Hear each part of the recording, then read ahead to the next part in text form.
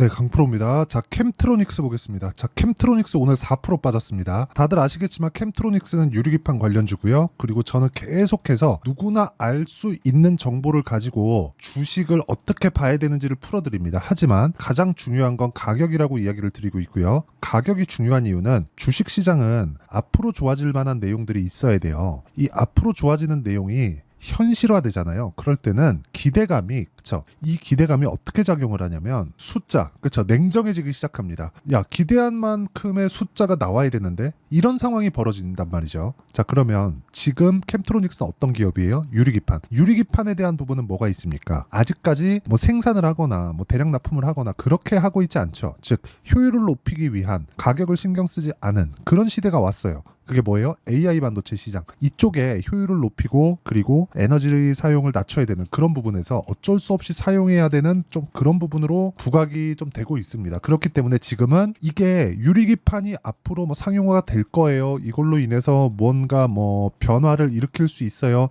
이거 그때 가봐야 알아요. 그런데 우리가 봐야 되는 내용은 한 가지입니다. 기대감은 있다. 그리고 그 기대감을 뭐예요? 가격이 먼저 반영하고 있다. 그렇기 때문에 우리는 신고가 구간에서 매매를 해야 된다. 자, 첫 번째 캠트로닉스 관련돼서 제가 삼성전기와의 뭐 어떤 내용을 진행하고 있는지, 그리고 앞으로 여기 보시면 실적에 대한 부분이 그쵸 추가적으로 좋아질 수 있는 상황이 어떻게 나올 수 있는지 그 내용에 대해서 이야기를 드릴 건데, 그리고 실적과 주가의 관계에 대해서 이야기를 제가 자세히 드릴 겁니다. 근데 그 전에 무조건 타점에 대한 이해가 필요하고 그 타점을 이해하기 위해서 우리가 어떻게 매매를 해야 되는지 그 내용부터 보고 가겠습니다. 이 내용에 대해서 이해를 하잖아요. 그러면 장담컨대 어떤 종목에 가서도 손절을 안 한다는 게 아닙니다. 손절하죠.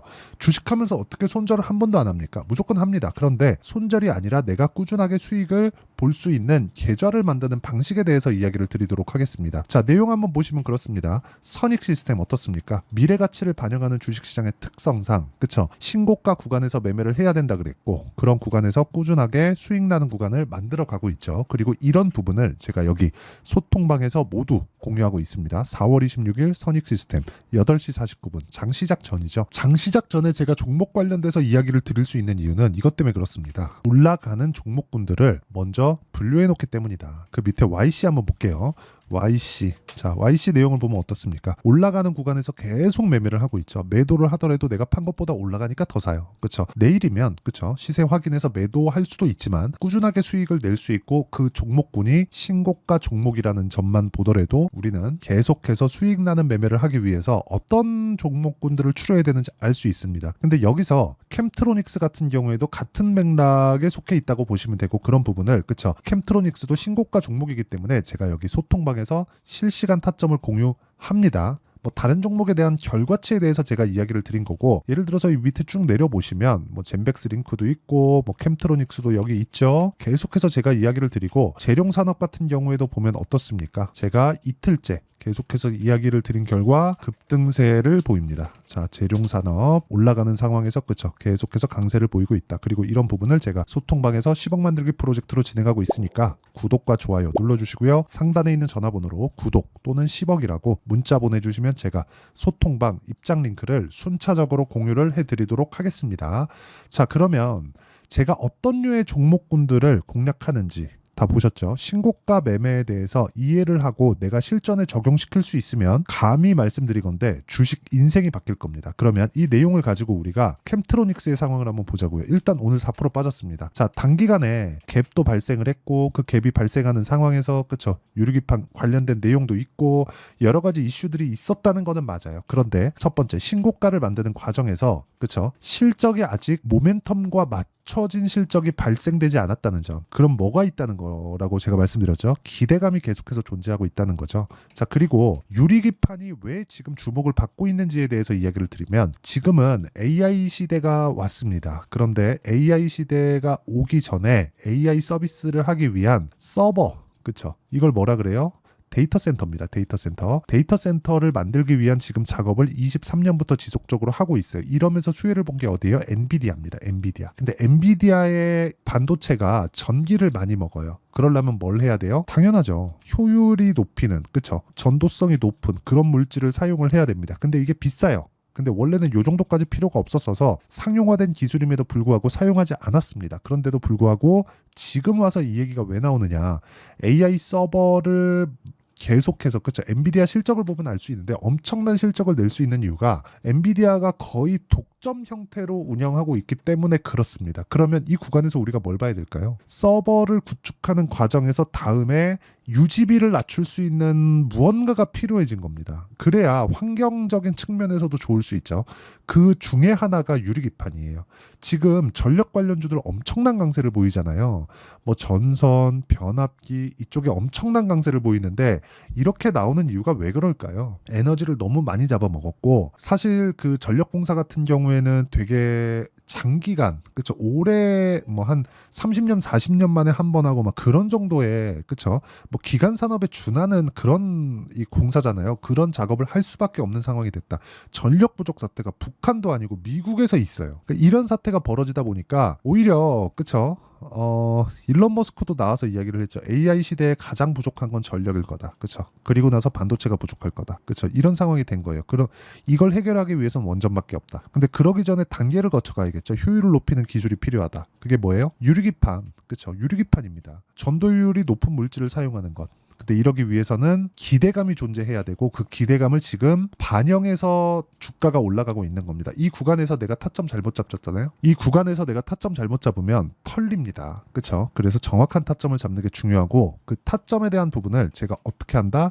여기 소통방에서 진행하고 있다. 그렇죠? 캠트로닉스가 실적이 잘 나오고 뭐 실적에 대한 기대감이 있고 이런 게 아닙니다. 실적에 대한 기대감이 없다는 게 아니라 유리기판으로 인한 실적에 대한 레벨업이 앞으로 나올 수 있겠는가. 이런 기대감만 가지고 있으면 된다고요.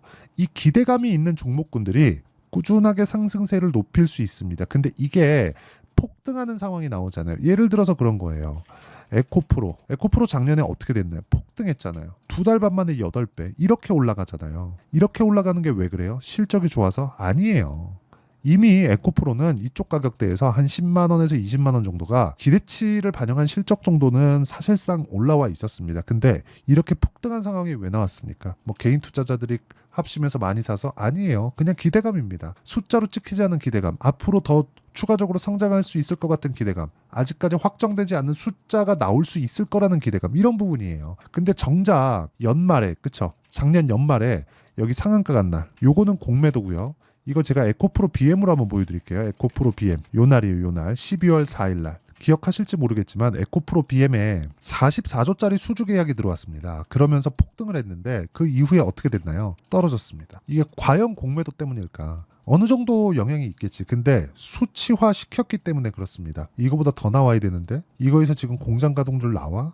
27년까지 늘어난 생산량에서 이거 다 채울 수 있어?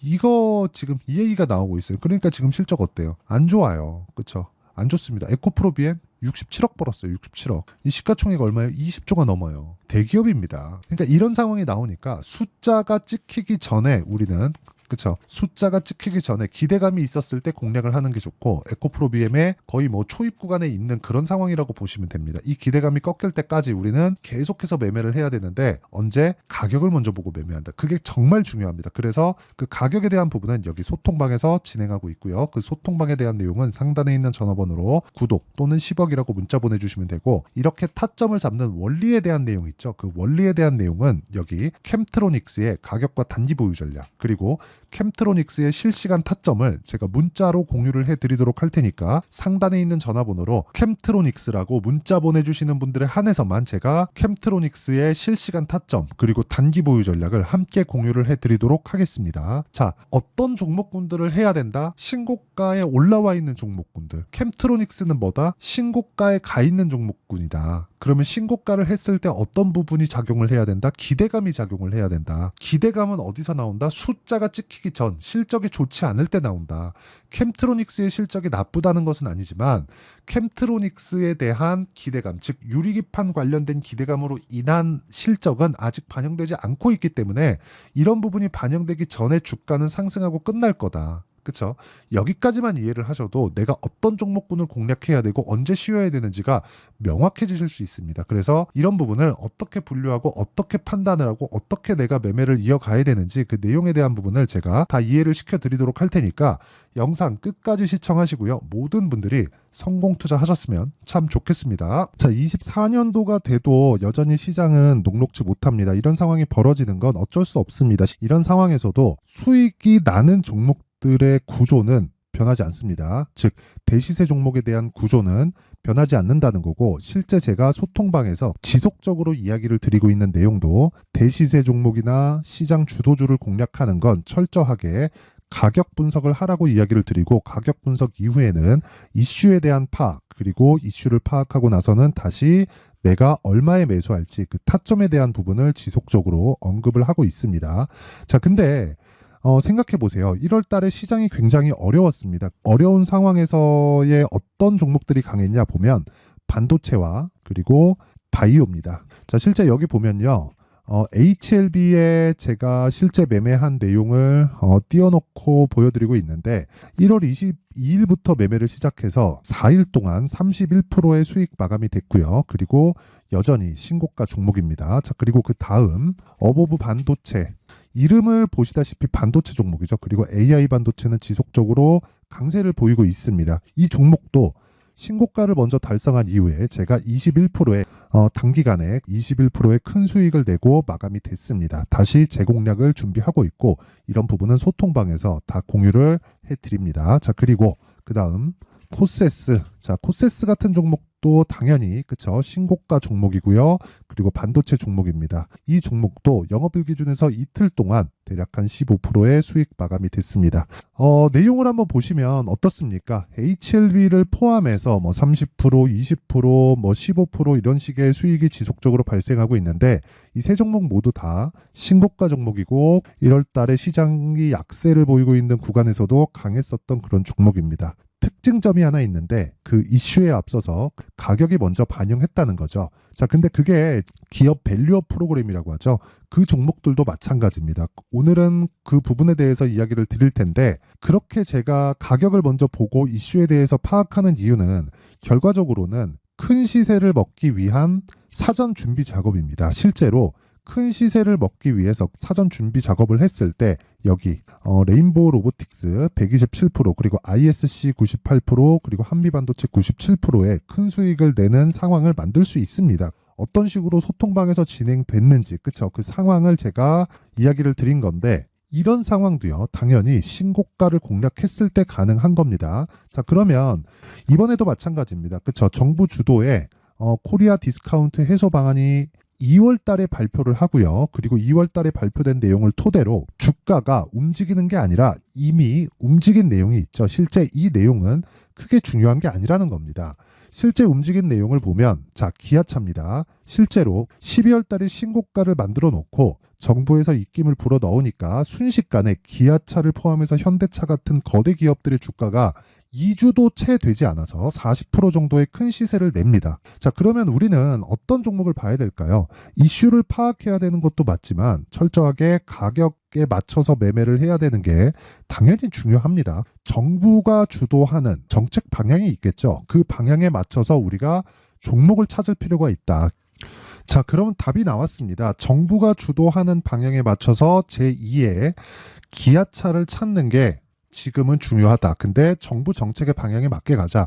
그랬을 때 앞서서 제가 보여드렸었던 내용인 여기 레인보우 로보틱스 127%, 그리고 ISC 98%, 그리고 한미반도체 97%와 같은 수익을 낼 수 있습니다. 물론 시간에 대한 부분은 최소 2주의 시간이 필요하고요. 그리고 최장 3개월 안에 끝내야 됩니다.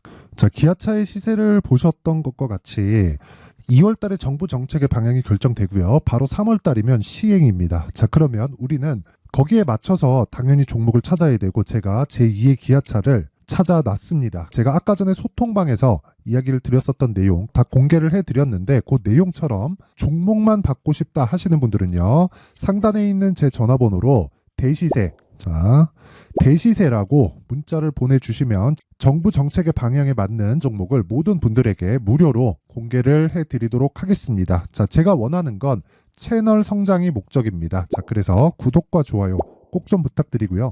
모든 분들이 정부 정책에 맞는 방향으로 매매를 이어가서 큰 수익 보셨으면 좋겠습니다.